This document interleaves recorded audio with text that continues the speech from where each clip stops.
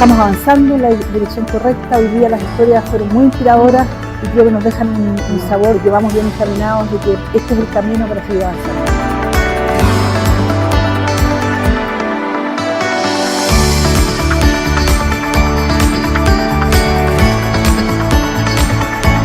Esta es la primera fecha del ranking Superliga Sur, que vendría siendo la primera fecha de un ranking federado en Chile de patín carrera. Un escenario súper importante para los deportistas porque lo que permite que ellos se puedan proyectar y puedan crecer, y con eso los deportistas pueden llegar a ser seleccionados nacionales, que es lo que buscamos nosotros.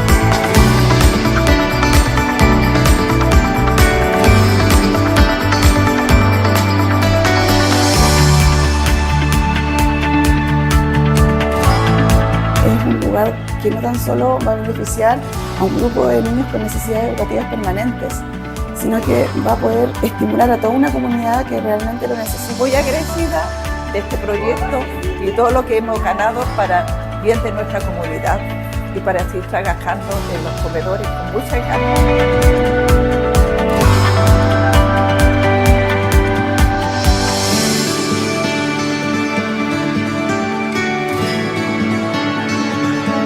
Agradecemos a la municipalidad a través de la Oficina del Deporte y a nuestro alcalde, a Colbún, que su gran aporte realmente nos ayudó, porque para sacar adelante un torneo de esta envergadura se necesitan muchos recursos, la verdad de las cosas.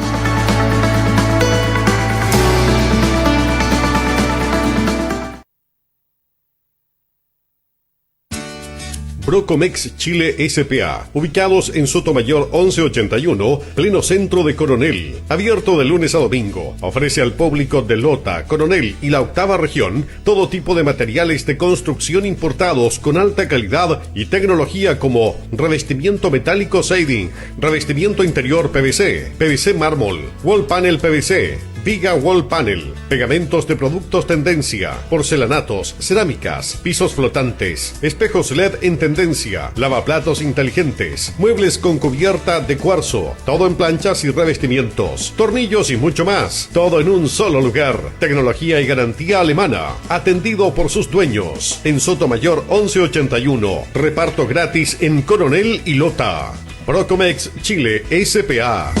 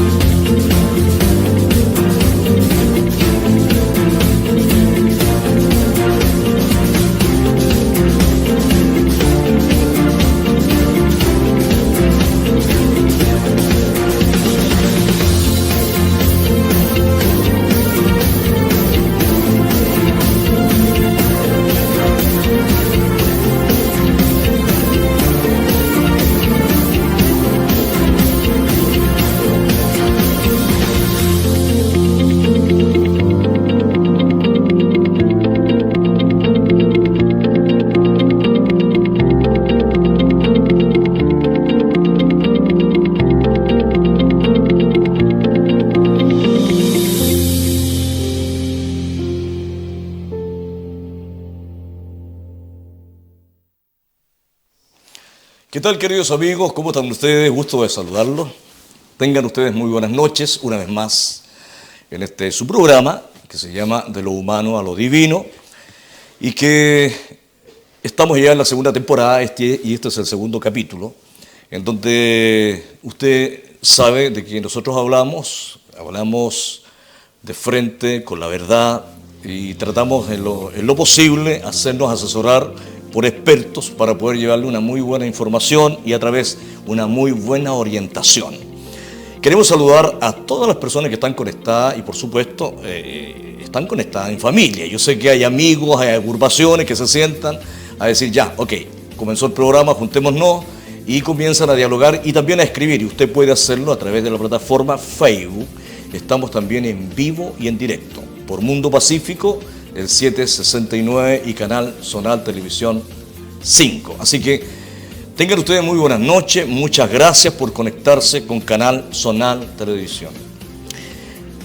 Voy a comenzar este programa, voy a comenzar con un texto bíblico que me pareció bastante interesante.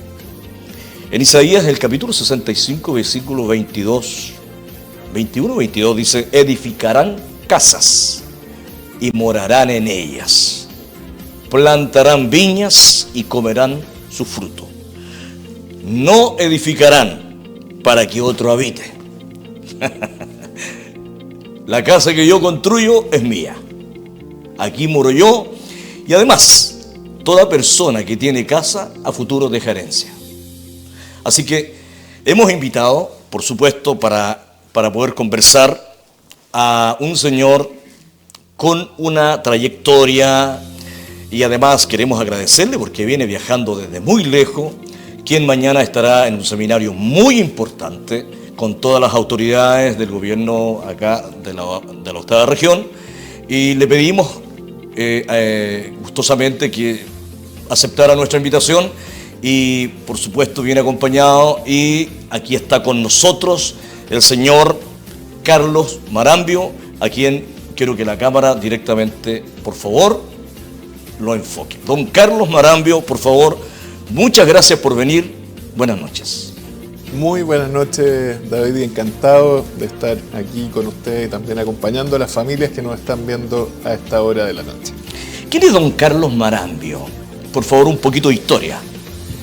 Bueno, yo soy ingeniero civil, he trabajado en el sector privado y en el sector público. Trabajé en el Ministerio de Vivienda durante 6 años, en el gobierno del presidente Sebastián Piñera. ¿Con qué cargo, Carlos? Ahí mi cargo fue jefe de división de política habitacional, que para que lo entiendan las familias que están en la casa, es todo lo que tiene que ver con los subsidios habitacionales, tanto de construcción de vivienda como de reparación, que también es un tremendo tema que hace el Ministerio, que tiene que ver con los campamentos. Así que fue una labor intensa y muy bonita. Y después de eso, terminado el periodo de gobierno, comencé a trabajar en una asociación de inmobiliarias y constructoras que trabajan los proyectos de vivienda con subsidio. Entonces me he mantenido en el tema de la vivienda y sobre todo la vivienda que es con subsidio habitacional. Sigue siendo entonces ahora desde lo que hago en el mundo privado. Ahora está como gerente general de una agrupación de empresarios, ¿está bien? Así es. Lo que vimos también, David, es que en el país no había una representación tan clara de quienes trabajaban la vivienda social en el país.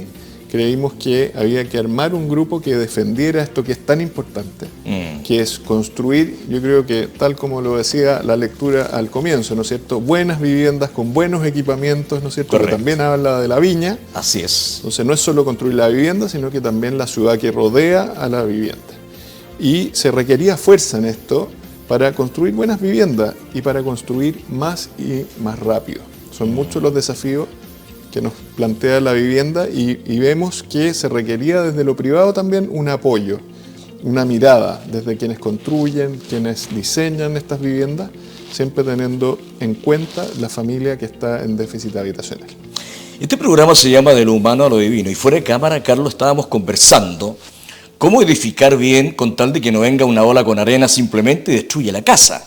¿Cierto? Exactamente. Y eso, y me alegro porque tú lo tomaste, Carlos, ese mismo ejemplo, que sea sólida la casa, que la tormenta, que la lluvia, que el viento no me la destruya. ¿Qué pasa con las viviendas que se están construyendo y que se han construido y que la verdad de vivienda no tienen para nada? Porque hay grandes problemas y tenemos un ejemplo acá en Coronel, específicamente.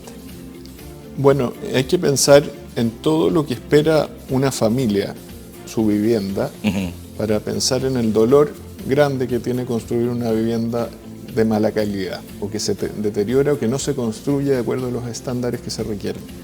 A veces son 20 años esperando por una vivienda, entonces cuando una familia logra finalmente recibir las llaves de su casa y su casa o su departamento se filtran, se llueven, fallan, es un dolor gigantesco. Así es. Que yo creo que todos aquí en el país deberíamos estar muy claros de que eso no lo queremos.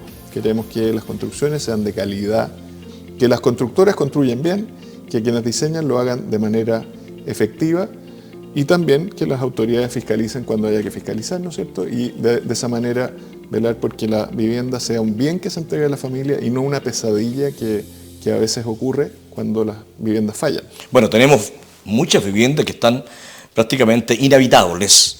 Y yo, bien tú lo dices, Carlos, es un problema de fiscalización, donde lo que nada se fiscaliza o lo que no se fiscaliza bien no se puede garantizar.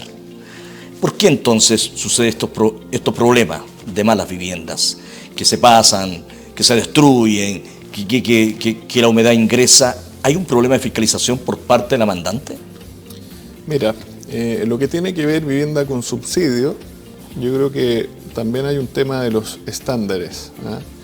Quien construye una vivienda de, podríamos decir, la región de O'Higgins hacia el norte, no puede hacerlo de la misma manera hacia el sur. Así es. Y más aún en las zonas costeras. Yo creo que eso con el tiempo, David se ha ido aprendiendo que las zonas costeras están afectadas por mucha humedad, por viento. Incluso a mí me tocó vivir trombas marinas, que es una cosa también que se da con el cambio climático, que también afecta mucho. Y que se dio en Talcahuano también. Que se dio en Talcahuano, de hecho yo me tocó vivirlo, David, personalmente. Perfecto. De hecho fui a ver Ya. también el daño que produjo en Los Ángeles en ese momento. Pero bueno, las condiciones son obviamente muy duras y por la misma razón los estándares de construcción tenían que ser más altos. Yo creo que eso, a medida que el tiempo ha transcurrido, se ha ido aprendiendo también a construir de mejor manera para resistir la humedad tanto exterior como interior.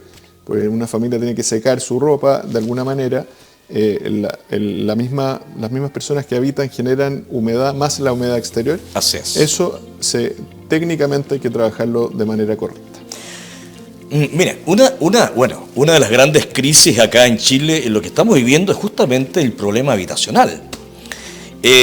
Según la encuesta que hacen en el año 2022, viviendas a reparar, 260.000 viviendas a reparar, o sea, quedaron mal hechas.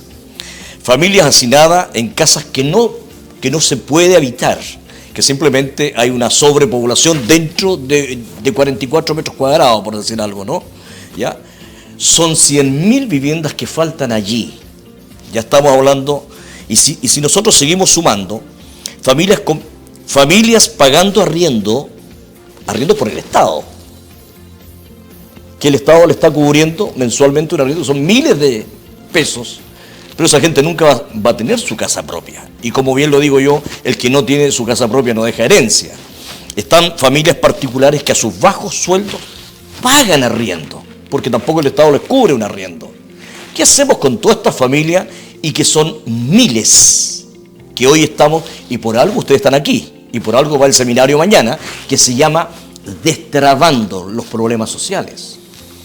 Bueno, varios temas, ¿no es cierto? Sí, por favor. Algunos tienen que ver con, bueno, son 650.000 el último cálculo macro que hay de familias en déficit habitacional. Teníamos 552.000. Teníamos 552.000, se habla de 650.000 porque a eso uno le suma a las familias en campamentos que muchas veces no están censadas y se suman a la cifra.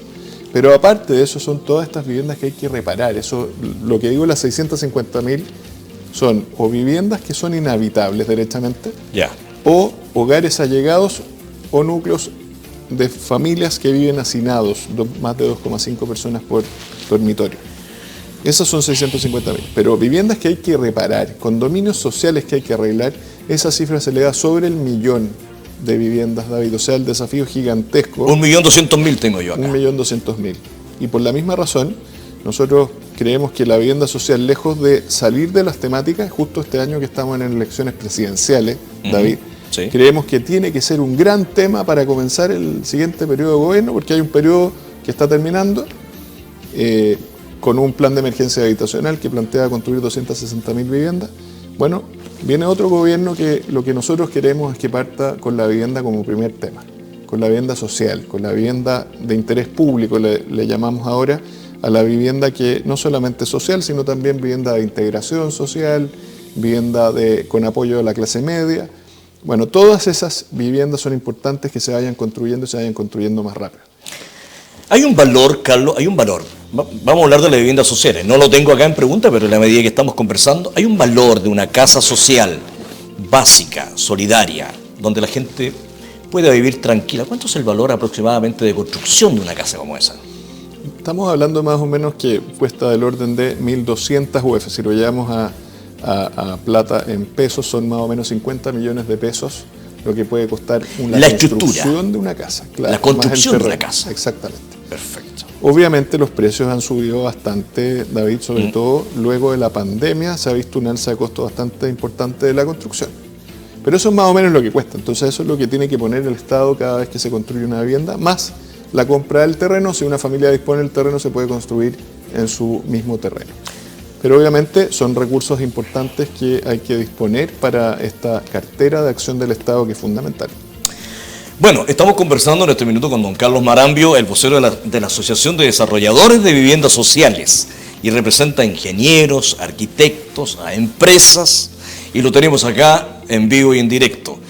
Carlos, el 13 de junio del 2023 usted dijo: no podemos estar tranquilos sabiendo que aún quedan 200.000 familias que esperan su vivienda.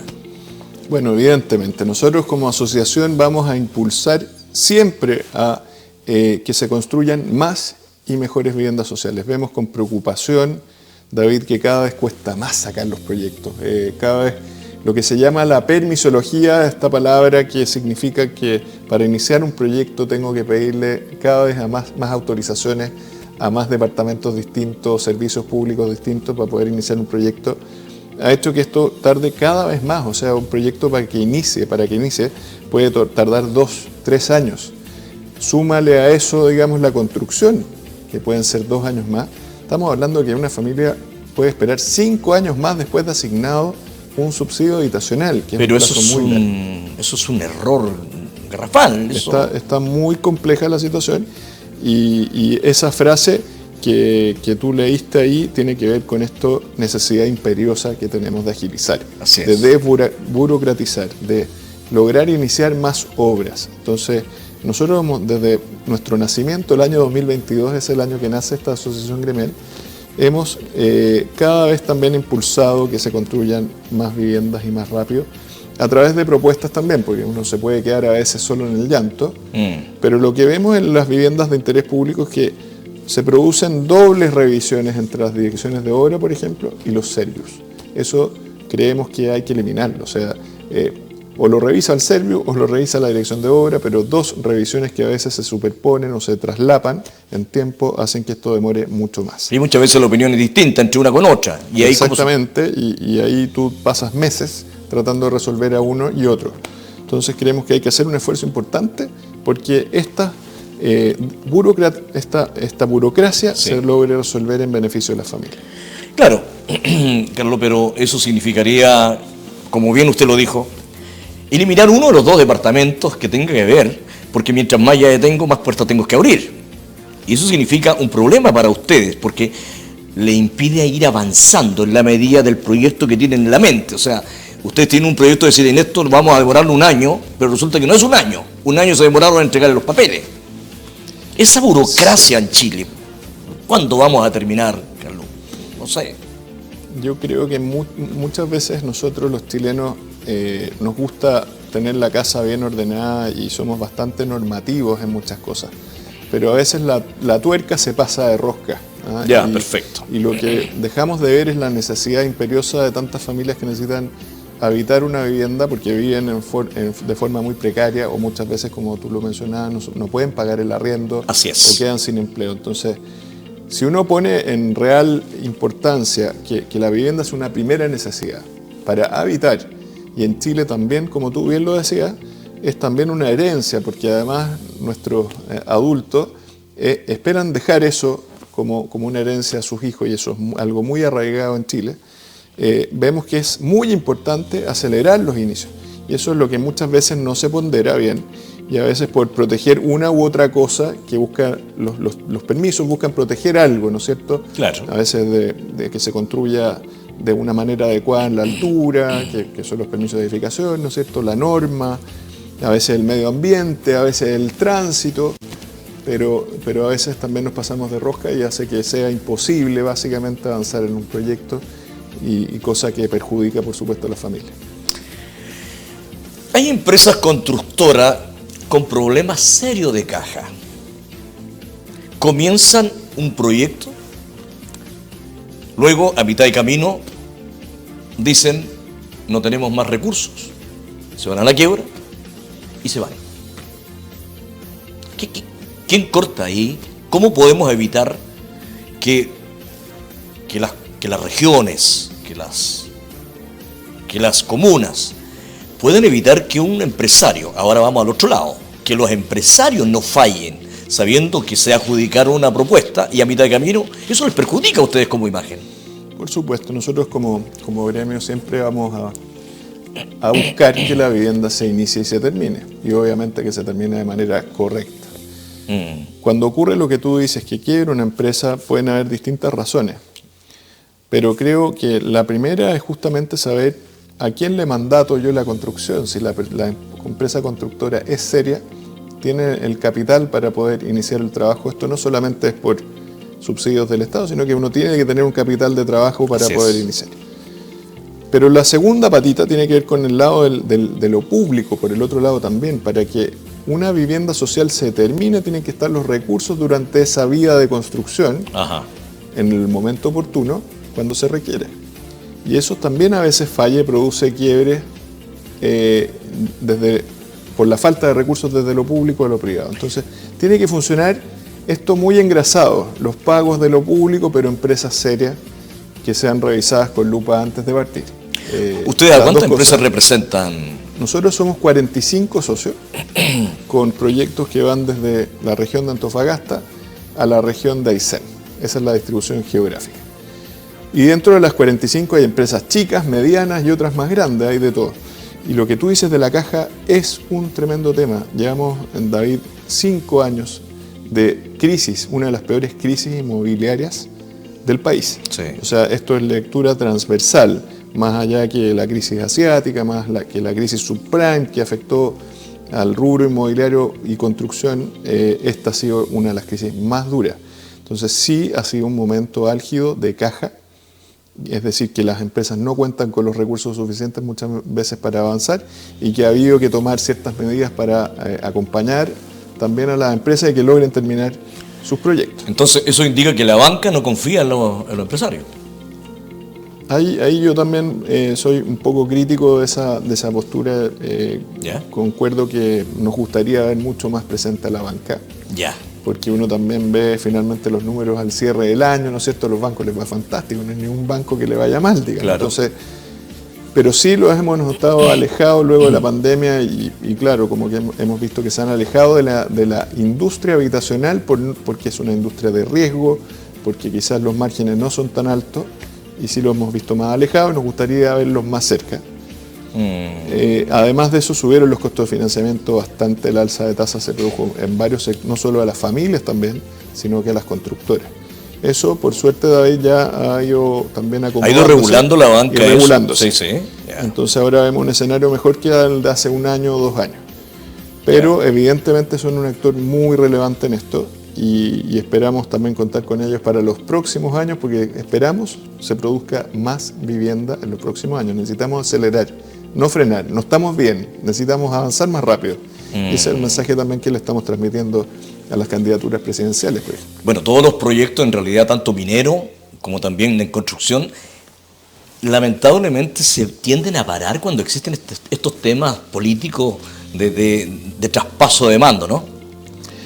Sí, porque se habla de la certeza o de la incerteza. Entonces, para que alguien pueda, un privado invierta en algún negocio de largo plazo, mediano plazo, el que sea, necesita asegurar haber condiciones que le permitan desarrollar ese negocio y que las condiciones sean conocidas desde el momento cero y que no vayan cambiando a mediados, en la mitad del camino, digamos, porque eso hace justamente que haya incertidumbre. En la vivienda social también ocurre eso de alguna manera. Si es que yo estoy cambiando todos los años las condiciones bajo las cuales produzco vivienda, eso también afecta a la certeza.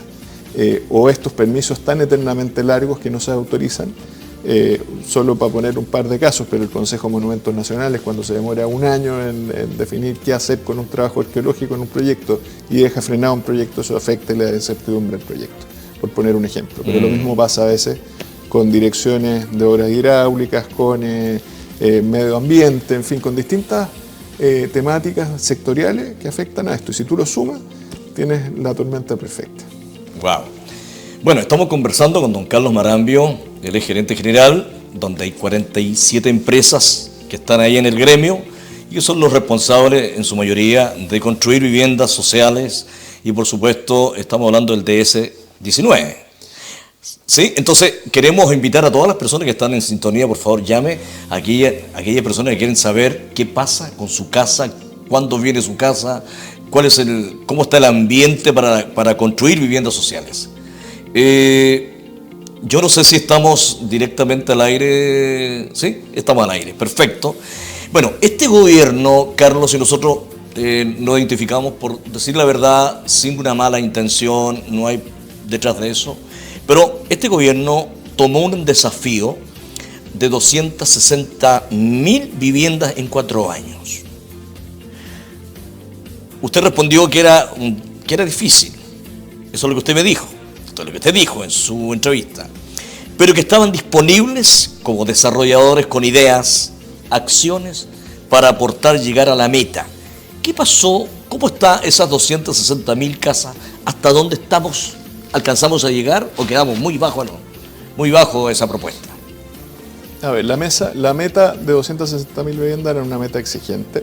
Algunos opinan que no, pero desde nuestro conocimiento creemos que era una meta exigente. Y la forma de medirlo ha ido cambiando en el tiempo, porque primero era construcción de 260.000 viviendas y hace unos meses atrás se le agregó un subsidio de arriendo, una garantía del Estado. Al final vemos que se va a cumplir la meta de las 260.000 viviendas, pero con otras cosas que no eran las que estaban originalmente planteadas. ¿Dónde están esas 260.000, Carlos? Por una parte está la construcción de vivienda que se planteó originalmente, que nosotros estimamos que va a llegar del orden de las 200.000 viviendas. Y otras 60.000 son soluciones, por ejemplo, de arriendo a adultos mayores, que reciben un subsidio de arriendo, pero que esa permanencia, o sea, el adulto mayor que se ve beneficiado con un subsidio de este tipo sabe que tiene todos los meses, hasta el último día de su vida aquí en la tierra, digamos, con este subsidio. ¿Pero eso está por ley? Eso está por vía administrativa. Por vía decreto. administrativa, ya. Pero efectivamente es una solución a permanencia.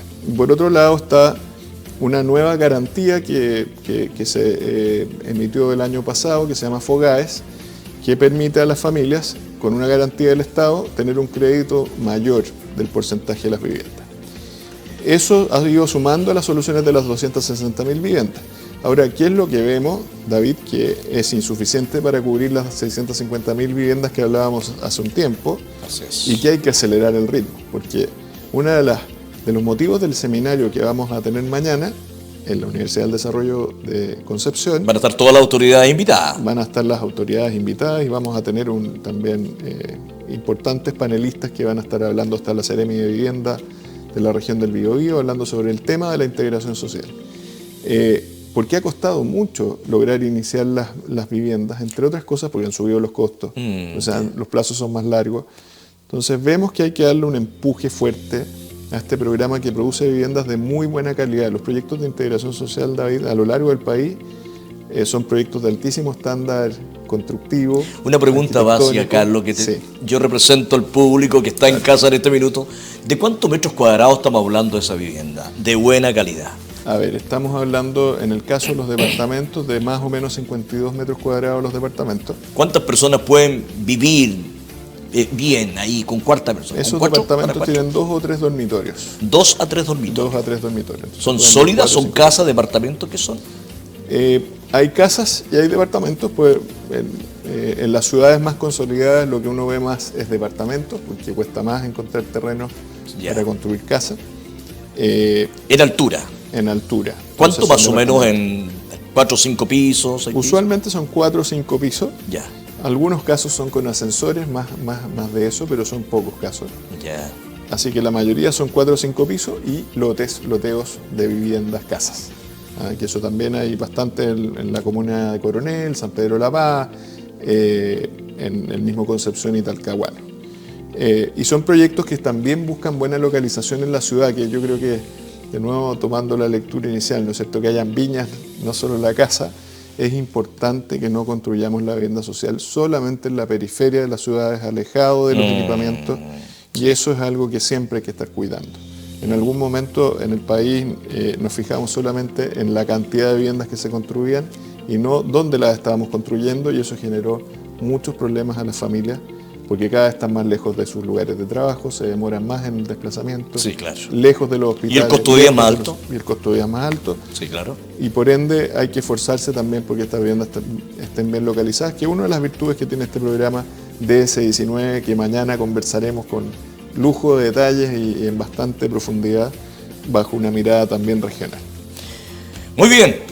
Esta conversación está bastante interesante. Carlos, te tengo que decir, como siempre digo, ya llevamos más de media hora. Y Se pasó rápido el tiempo. ¿cómo se ha pasado el tiempo? Sí.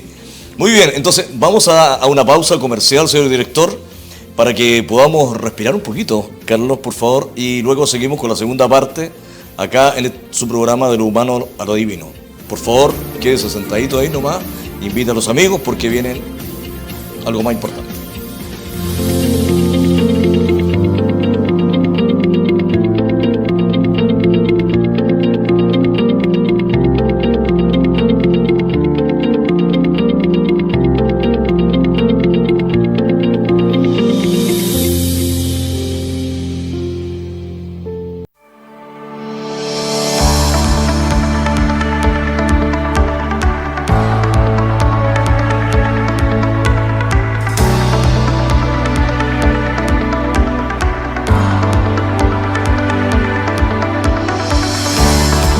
Estamos avanzando en la dirección correcta. Hoy día las historias fueron muy inspiradoras y creo que nos dejan un sabor, que vamos bien encaminados de que este es el camino para seguir avanzando.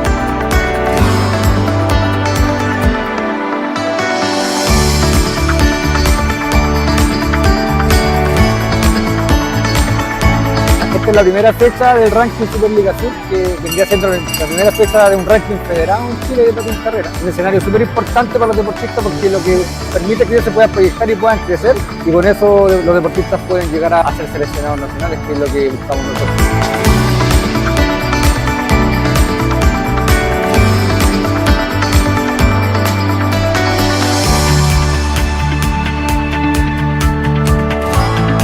Es un lugar que no tan solo va a beneficiar a un grupo de niños con necesidades educativas permanentes, sino que va a poder estimular a toda una comunidad que realmente lo necesita. Muy agradecida de este proyecto y todo lo que hemos ganado para bien de nuestra comunidad y para seguir trabajando en los comedores con mucha ganas.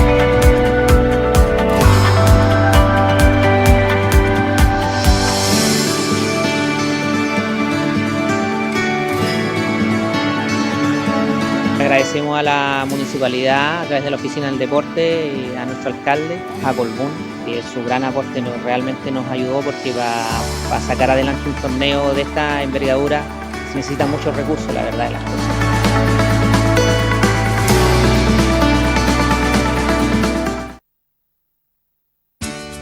Brocomex Chile S.p.A., ubicados en Sotomayor 1181, pleno centro de Coronel. Abierto de lunes a domingo. Ofrece al público de Lota, Coronel y la octava región todo tipo de materiales de construcción importados con alta calidad y tecnología, como revestimiento metálico siding, revestimiento interior PVC, PVC mármol, wall panel PVC, viga wall panel, pegamentos de productos tendencia, porcelanatos, cerámicas, pisos flotantes, espejos LED en tendencia, lavaplatos inteligentes, muebles con cubierta de cuarzo, todo en planchas y revestimientos, tornillos y mucho más, todo en un solo lugar. Tecnología y garantía alemana, atendido por sus dueños. En Sotomayor 1181, reparto gratis en Coronel y Lota.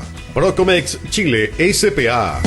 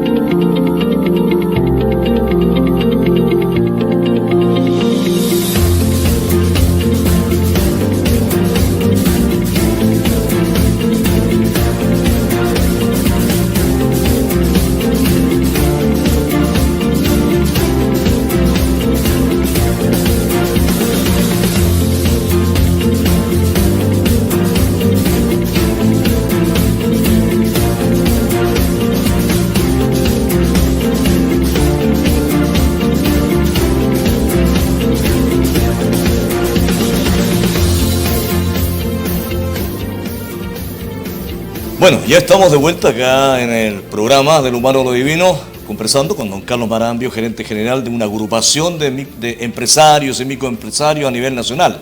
Así que es muy importante nuestra visita y queremos sacarle el máximo de información, que nos oriente, que nos diga cómo está, y en eso estamos conversando para lo que viene mañana, un seminario que se llama Destrabando.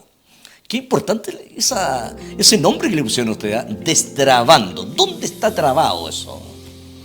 ¿Por qué le pusieron Destrabando? Bueno, porque justamente vemos que ese programa específico de integración social que conversábamos hace un rato, ¿no es cierto?, que ha producido tantas viviendas en Chile de buena calidad, está trabado por distintas murallas que se enfrentan los proyectos. Unos tienen que ver con todo el tema de los permisos, que cuesta tanto sacarlos. Sí. Pero otro también tiene que ver con ciertas franquicias tributarias que han dejado de existir y temas más bien financieros, estas dificultades que hablábamos de la banca para poner créditos. El programa de integración social es un programa que se financia en parte con el Estado y en parte importante también con recursos privados. Pero en los últimos años ha sido muy complejo poder viabilizarlo porque subieron los costos de construcción, porque subió el costo del suelo y subieron los plazos para poder construirlo. Todo eso va en contra de que... ¿Qué significa subir los plazos para construir? Porque ¿Que se demora mucho más el proyecto? Hace 5 años atrás, antes de la pandemia, uno de estos proyectos se demoraba 1 año entre que el ministerio le entregaba los recursos, la parte pública. 1 año. 1 año a iniciar las obras. Pero eso hoy día pasan más de 2 años, David. ¿Por qué? En solo 5 años tenemos el doble de tiempo porque hay permisos cada vez más estrictos y que toman mucho tiempo. O sea, el problema no es tanto que sean estrictos, sino que demoran demasiado tiempo en lograr gestionarse. Porque uno podría estar de acuerdo en cuidar ciertos aspectos, ¿no es cierto? Pero si eso se demora poco, pero si se demora mucho, eso empieza a impactarle fuertemente a quien los desarrolla. O sea, es más estricto y tenemos en este minuto, en Paso Seco, a metros de acá, solo a metros de acá, 300 familias que están sin su casa porque las que construyeron quedaron malas. Y nos demoramos mucho más. ¿Qué pasó ahí? ¿Fiscalización? Bueno, yo me recuerdo Paso Seco, es un comité bien antiguo. Yo creo que por lo menos hace 5 años debe estar este problema, David, no recuerdo exactamente la fecha. Yo creo que hay un problema grande también de fiscalización, porque entiendo no solamente se construyó mal, sino que hubo que demoler, sacar a las familias con albergues transitorios y volver a construir. Y por lo que tengo entendido, quien reconstruye vuelve a ser la misma empresa, entonces eso no debería ser y no debería pasar. Pero es que eso es algo inaudito. O sea, yo le presté mal servicio al Estado y luego me cambio de giro, termino mi rúa ante el Servicio de Impuesto Interno y cambio de nombre, hago una nueva iniciación de actividades, ¿cierto? Y luego me vuelvo a adjudicar sabiendo que yo soy yo mismo. Y aparte de eso, quienes a mí me están dando ese proyecto y yo me lo adjudico, saben que yo soy la misma persona. ¿Se puede entender eso? ¿Cómo? La verdad que no, y eso no se puede entender. Y lo segundo es el tiempo que ha transcurrido, porque han transcurrido muchos años. Yo digo, como Estado no ha sido capaz de responderle adecuadamente a la familia, entonces realmente es muy doloroso para ellas, como decíamos antes, a veces haber esperado 20 años por un proyecto, aunque no recuerdo si Paso Seco era algún comité de reconstrucción, David, o lo que se llama regular, que es un comité de allegados, ¿no es cierto?, que busca su solución a través del proyecto. Pero como sea, por lo menos han pasado yo creo que 5 o 6 años desde que se decreta demoler, ¿no es cierto?, y reconstruir, y todavía, imagínate, no ha ocurrido. Eso habla de la burocracia que tenemos dentro tan arraigada y por qué nos cuesta tanto acelerar. Lo que le pasa a Paso Seco lamentablemente pasa en otros casos también. Pero debiera dolernos eso como chilenos, de que no debiera ocurrir, que se demora tanto. O sea, no solamente doler, no debería darnos vergüenza de que como el Estado, lo que no se garantiza, lo que no se fiscaliza, no se garantiza. Esa es la clave, ese debería ser un eslogan. Lo que no se fiscaliza, no se garantiza. Por lo tanto, yo no puedo aprobar ni pagar el documento, el cheque, señora, ahí está, por su construcción. Si la fiscalización fue mal hecha. Bueno, esos proyectos tienen inspecciones técnicas que visitan la obra regularmente, entonces uno debiera también hacer una autocrítica, en este caso el Servicio de Vivienda y Urbanización, el Servio, ¿no es cierto?, que hace esas inspecciones, de por qué esas fallas tan terribles y estructurales que hacen demoler un proyecto no fueron detectadas a tiempo. No conozco el detalle de eso, pero evidentemente es una situación que no queremos se repita. La región del Biobío, Claudio, Carlos, la región del Biobío, a nivel nacional, está como en el tercer lugar de vivienda, de la necesidad de vivienda, ¿ya? Tenemos una cantidad de tomas, ¿ya? Y sobre todo aquí en la ciudad de Coronel. Tenemos tomas en la Laguna Guillenco, Camino a Patagual, Cerro Merquín, Llovilo, La Peña, Villamora, Escuadrón, Estero Lagunilla, tenemos el Cerro Obligado, cantidad de tomas. ¿Cómo solucionamos ese problema donde el terreno es privado? Primero que nada, yo no sé qué es lo que puede hacer el Estado en relación a esas tomas, porque esa gente hay que sacarlas, y eso tendría que ser una fuerza policial, pero tenemos cientos de familias que necesitan dónde vivir. Entonces ustedes, en cierta manera, a ver, Carlos, quiero decir algo. Necesitamos auxilio, necesitamos que las empresas constructoras como ustedes, que es una agrupación seria, responsable, por algo está poniendo la cara y por algo viene a hacer un seminario mañana, por favor, le dé solución a este tipo de personas que son cientos de familias. Aquí hay 300, 400 familias que no tienen casa. Es una situación realmente dramática, los campamentos, las tomas, y las causas muchas veces están bastante claras, David. Cuando una familia se va a una toma, es, entre otras cosas, porque, por ejemplo, está pagando un arriendo que no logra pagar. Así es. O porque había llegado en condiciones miserables y busca una mejor condición. Cuando la toma ocurre, David, de cierta manera es porque llegamos tarde como país a la solución antes. Wow. Porque usualmente es una familia llegada, ahora se nos suma el fenómeno también migratorio, que es una realidad nueva para el país, que no habíamos vivido con toda la fuerza. Por eso hoy día se dice que los campamentos son distintos a los campamentos hace 20 años. ¿Y qué razón tiene eso? Entre otras cosas porque también hay familias migrantes junto con las familias allegadas que se pueden ir a una toma. Sí.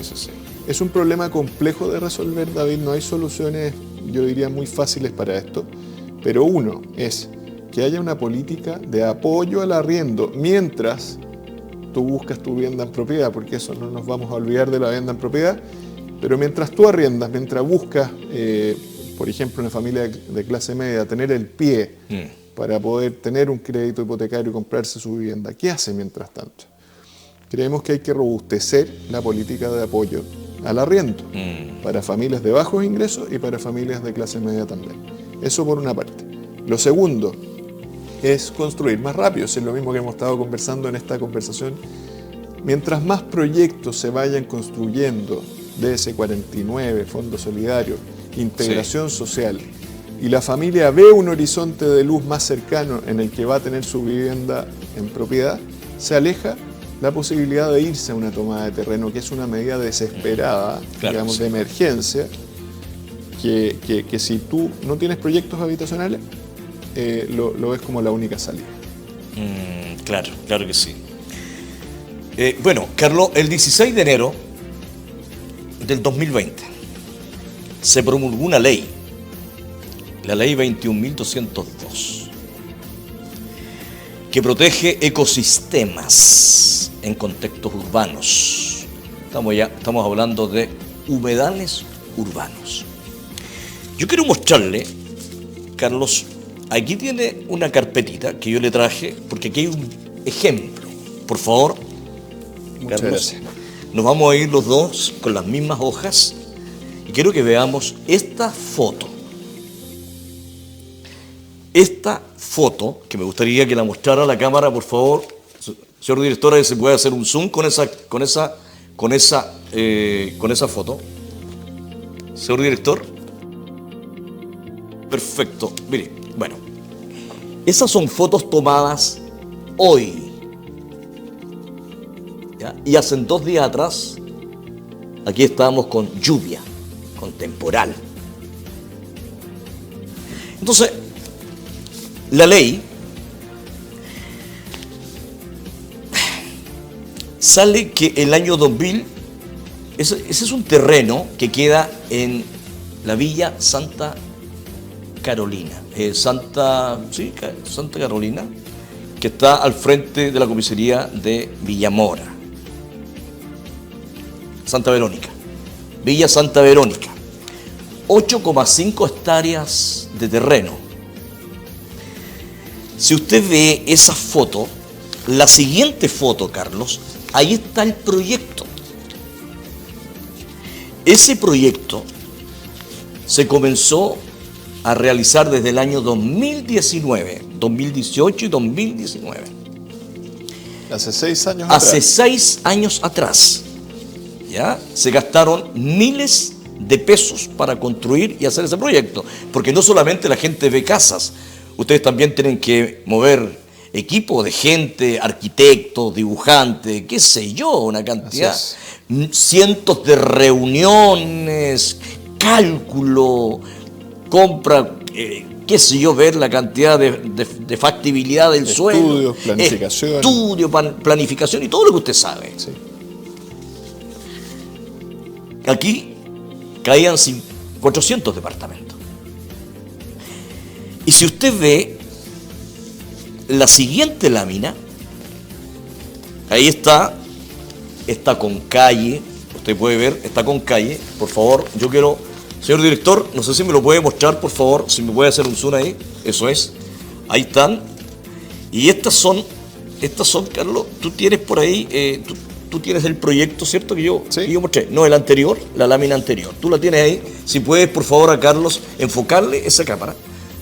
Mira, ese era el proyecto, por favor. Ese es un proyecto de 400 departamentos de 5 pisos con DS19 de vivienda social. Muy bien. ¿Qué pasó con este proyecto tan lindo y tan hermoso? Y nada más y nada menos que queda en el centro de la ciudad de Coronel. Estamos hablando que queda caminando a 7-8 minutos al mall. Está muy bien localizado. Está muy bien localizado. En términos de las distancias a los equipamientos. Está a 2 minutos de la calle principal para tomar movilización, caminando, para Concepción. Está prácticamente cruzando la línea del tren hacia la cordillera, frente de Carabineros, la comisaría de Villamora. Aparece la ley de humedal en diciembre del año 2023. Diciembre del año 2023.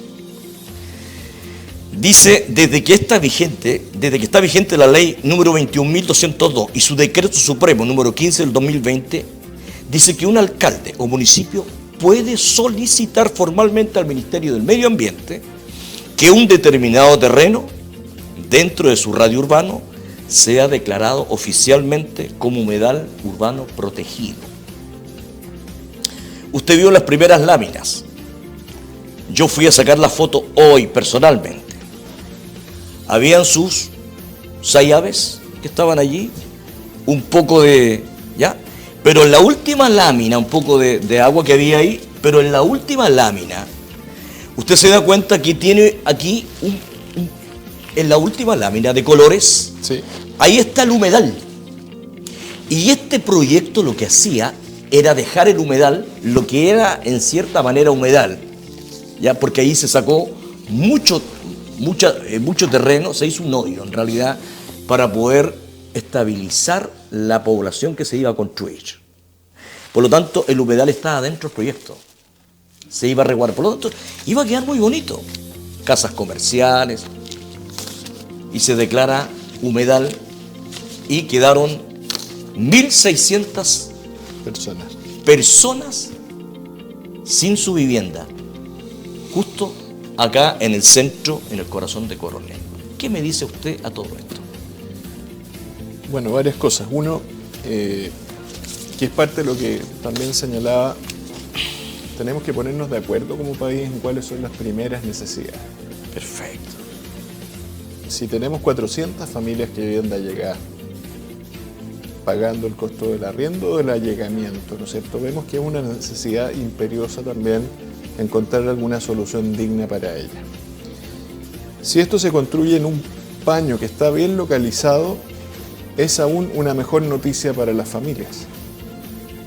Y si por alguna razón hay una parte, ¿no es cierto?, humedal, la foto que yo puedo ver aquí, veo que el humedal es acotado a una parte, ¿no es cierto? No es como 500 metros cuadrados a la redonda. Yo creo que nos falta entonces compatibilizar eso. Lo que veo aquí es que si se declaran 8 hectáreas como humedal urbano, finalmente es una pérdida para Coronel.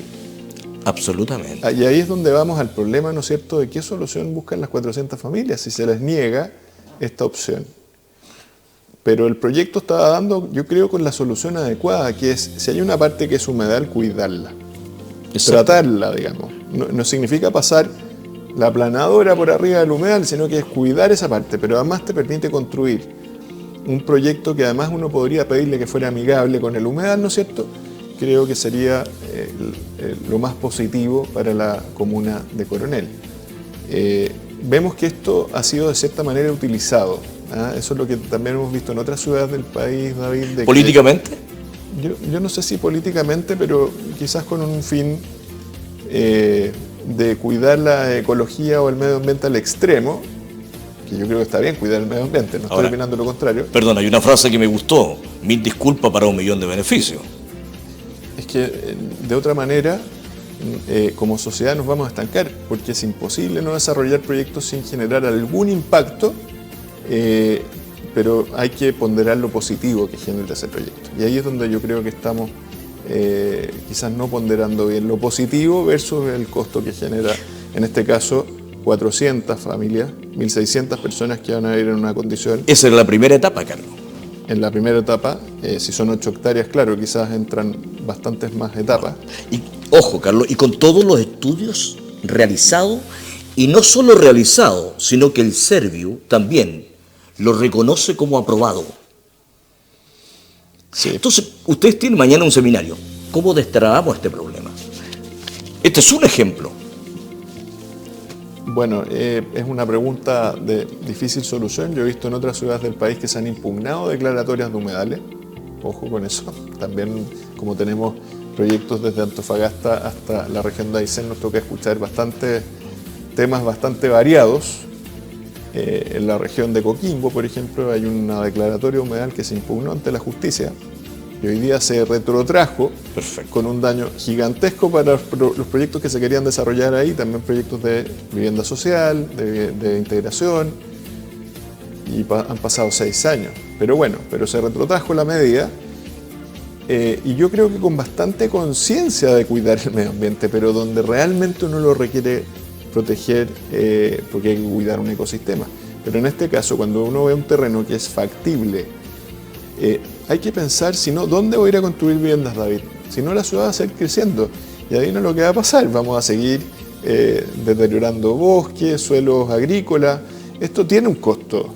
Frenar la ciudad, que está bien localizada, tiene un costo muy grande. Y tiene un costo porque el Estado quiere invertir infraestructura afuera, agua potable, luz, vialidades, equipamiento, y un costo para la familia que se va lejos y que tiene un costo en tiempo. Absolutamente. Que eso nadie lo calcula, pero dejar a los niños solos porque tengo que ir a trabajar, 2 horas de tráfico quizás a mi lugar de trabajo de ida, 2 horas de vuelta, tiene un costo social muy muy grande. Entonces ahí es donde yo creo, en mi opinión, deberíamos ponderar mejor este tipo de realidades, que si bien puede que haya algún costo, ese costo pareciera bastante menor a los beneficios que va a producir el proyecto. Así es. Y que más encima ahora con nuestras normativas actuales son más amigables con el medio ambiente, la construcción cada vez más amigable, hay proyectos que tratan las aguas grises, que se llaman las aguas que se producen dentro de las unidades y que se pueden reutilizar. Entonces hay bastantes tecnologías que permiten construir proyectos más limpios, pero no frenarlos, porque si no se nos produce un daño muy grande a la ciudadanía. Ahí estaban calles, habían casas comerciales. Si tú te das cuenta, es un proyecto muy lindo. Y creo que es el único terreno céntrico que queda de 8,5 hectáreas, que está desde Carabinero y llega hasta Paso Seco. Yo sé que la condición de suelo de Coronel es bien compleja por la misma disponibilidad. Entonces, creo que hay que ver bien en conciencia esto y quizás llamar a las autoridades a revisar esa declaratoria de humedal, dado los beneficios que podría eventualmente producir estos proyectos, y uno puede hacerlos que conversen con el medio ambiente también, digamos. Pero si no, el costo que tiene, como decía, es muy grande. Las mismas tomas que conversábamos hace un rato a veces son porque justamente no le damos cabida a proyectos que se necesitan para vivienda. Y las tomas son una medida desesperada de las familias que, aún sabiendo que están afectas a que puedan estar bajo la ley de usurpación, sacarlas de la toma, ¿no es cierto? Es una condición muy, muy precaria para las familias de tenencia. Este tipo de acciones, de alguna manera la familia hace su evaluación y dice, yo no voy a tener un proyecto habitacional por la regularidad de aquí a quizás 10 años más. Exacto. Entonces, ¿qué hago? Sigo viviendo en mi allegamiento, en mi condición inhumana muchas veces, indigna. Yo creo que hay que darle salida de alguna manera a este déficit habitacional. Cada comuna tiene que revisar su situación, pero lo que tú me planteas, David, pareciera ahí están las imágenes. Razonable avanzar en el proyecto y quizás cuidando una parte que pueda ser la más, prácticamente el humedal en sí, que es una zona más acotada. Sí, claro. Entonces, de acuerdo a tu expertise, Carlos, ¿tú crees que es factible recuperar esos 8,5 hectáreas, 1.600 familias, colegios que puedan caer ahí, centros comerciales? La verdad es que yo lo considero que debiera, en cierta manera, la municipalidad, porque aquí en la municipalidad, la primera autoridad, ¿cierto?, le pide al Departamento del Medio Ambiente y luego que haga un previo estudio, pero a ver, aquí tenemos un estudio de 3 años. Tú no puedes llegar y tirar el avión y pasar la raya de una. Ya, esto es. Y luego después eso tiene que ir agregado al plano regulador. O sea, si es llamado humedal, sí o sí, ya no puedes sacarlo del plano regulador. Por lo tanto, yo creo que debiera llamarse, en este caso, a las autoridades que sé que lo están mirando en este minuto, y ustedes que van a tener mañana un seminario, quiero plantearle y dejarle eso, Carlos, para que puedas, porque no creo que sea el único caso acá en esta región. No es el único caso en la región y no es el único caso en el país. Yo creo que hemos ido aprendiendo como país a cuidar el medio ambiente, pero esto no puede detener desarrollos que son importantes para nuestra sociedad, que de otra manera nos vamos a quedar estancados, digamos, si no somos capaces de producir proyectos habitacionales en nuestras ciudades que están bien servidas, por llamarlo, ¿no es cierto?, de esa manera, que están cerca de las localizaciones. Podemos cuidar nuestros humedales urbanos también, pero a veces parece que se nos pasa el tejo, ¿no es cierto? Sí, claro. Afectando una zona que puede ser la zona de desarrollo habitacional de la comuna de Coronel. Entonces, quizás hay que buscar un nuevo equilibrio, David. Espero que las autoridades están ahí por la elección de su comuna, ¿no es cierto? Entonces, que puedan conversar esto con mayor calma y también ver de qué manera no frenar el desarrollo habitacional de la comuna. De acuerdo a su experiencia, Carlos, en algún minuto, algún humedal que fue declarado humedal, ¿se ha tenido que levantar esa orden? Sí. Por la necesidad, digamos. Sí. Usted me dice básicamente, yo creo que más que por la necesidad, justamente porque la zona declarada humedal fue mucho más amplia que el humedal real. Ya. ¿Qué es lo que tenemos acá? A veces se levantan polígonos de manera que uno no sabe muy bien el criterio bajo el cual se levanta el polígono. Y ese polígono es el que se cuestiona.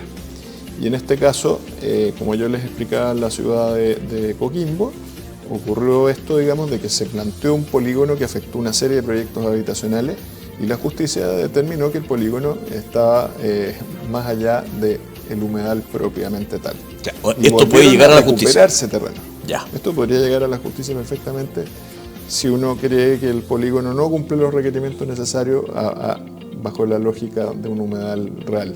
Y sobre todo, habiéndolo declarado o justificado el proyecto, las autoridades que son expertos también en Servio, porque ellos no van a decir, ¿sabe qué? No, lo que diga el alcalde o lo que diga la autoridad comunal, eso nosotros no. No, ellos, antes de que saliera en diciembre del 2023, que se declarara el decreto, antes de eso, ya estaba declarado como apto para habitacional. ¿Se entiende? Entonces, por eso la empresa invirtió mucha plata en poder levantar este proyecto. Y como se puede ver en la planta, yo no conozco el detalle del proyecto, pero como se ve en la planta, sí hubo un tratamiento especial a la zona que podía tener las características más propiamente de un humedal. De humedal. Pero permitiendo, por otro lado, también la construcción habitacional de un proyecto que muchas familias lo anhelan. Perfecto, claro que sí. Bueno, Carlos, mira, ya han pasado prácticamente una hora conversando y te quiero agradecer que hayas tenido la paciencia y, por supuesto, acercarte acá a la ciudad de Coronel, y porque yo creo que no es la primera vez que estás por acá, Carlos, ¿no? No es la primera vez, yo he venido varias veces a la comuna de Coronel y conozco los casos que me plantean, Paso Seco y otros, Fuerte Viejo y otros proyectos que yo he escuchado también hace largo tiempo. Pero todos estos proyectos de los comités de vivienda, David, son proyectos de muchos años, que pasan por muchas administraciones del Estado antes de poder prosperar. Entonces, de alguna manera tenemos que buscar una solución más rápida y efectiva para esas familias, para esos comités de vivienda que esperan muchísimos años para encontrar una solución por la vía regular. Entonces, en resumen, mucha burocracia, eso hay que bajarlo. Sí. Definitivamente. Definitivamente. Y lo otro, las empresas, ustedes como empresas asociadas ahí, están dispuestos a empezar y levantar el país, porque no solamente estamos hablando de casa, estamos hablando de mano de obra, estamos hablando de trabajo. O sea, nosotros representamos a un gremio que justamente se dedica a construir viviendas sociales de calidad, busca eso, busca construir más y mejores viviendas, así que por supuesto nosotros absolutamente disponibles siempre a poder apoyar las políticas públicas en materia de vivienda social y vivienda de interés público, como se dice hoy día, porque se requiere, se necesita. Sí creemos que hay que buscar maneras para agilizarlo, para hacer los proyectos más rápidos y de esa manera acortar la espera que tienen las familias que vienen allegadas o hacinadas en condiciones muy precarias. Muchas gracias, Carlos. ¿Qué espera para mañana, Carlos? Mañana tenemos el seminario entonces en la Universidad del Desarrollo, a eso de las 10:30 de la mañana. Y bueno, esperamos tener un buen debate público sobre vivienda. Sí, tenemos un panel de expertos donde va a participar el gobernador Sergio Yácama, sí, donde va a participar la Seremi de Vivienda Claudia Toledo, y también Jorge Coloma, que es el presidente de la Cámara Chilena de la Construcción de la región del Biobío. Así que va a ser un panel muy interesante y además vamos a exponer el estudio que hicimos como asociación de qué está pasando con esto del programa y cómo se destraba el programa de integración social y territorial, como dice el título del seminario. Perfecto, yo no sé si escuché muy bien, ¿el Seremi del Medio Ambiente? Seremi de Vivienda. Ya, ¿y alguien del medio ambiente? Mira, tenemos una concurrencia, esperamos alrededor de 70 personas para mañana, así que vamos a ver, esperemos que haya también alguna autoridad del medio ambiente. Sí, porque necesitamos explicar esto. Claro. Muy bien, gracias, queremos, Carlos, bueno, si no sé si te quieres despedir de la cámara. Ahí está tu cámara, Carlos, muchas gracias por venir, por favor. Hay mucha gente que le está viendo en este minuto y a ver si le puedes animar de que se vienen buenos bríos. Sí, siempre en esto tenemos que tener paciencia y saber también que hay muchas empresas profesionales que se dedican a la construcción de vivienda social con una ética muy importante para construir bien, para construir rápido. Así que cuenten con el apoyo de este gremio para construir más viviendas y reducir, por lo tanto, el déficit habitacional que nos aqueja como país. Así que encuentren en nosotros también un apoyo y un colaborador en esta temática tan relevante para las familias, como es la vivienda. Muy bien. Y la vivienda en propiedad también. Muy bien, don Carlos Marambio, gerente general y de la agrupación de empresarios y microempresarios que están enfocados en la vivienda social de buena calidad. A usted que nos ha acompañado este día, lunes, queremos agradecerle su sintonía y por supuesto, este es un programa que va a ser transmitido, diferido en otros horarios durante el día, así que no se lo pierda, hay mucha información que usted debe tener, así que por lo tanto esperamos verlo el próximo lunes con un nuevo invitado de esta calidad como es don Carlos Marambio. Muchas gracias, Dios les bendiga, nos vemos la próxima semana, si así Dios lo quiere. Gracias, Carlos. Gracias, David.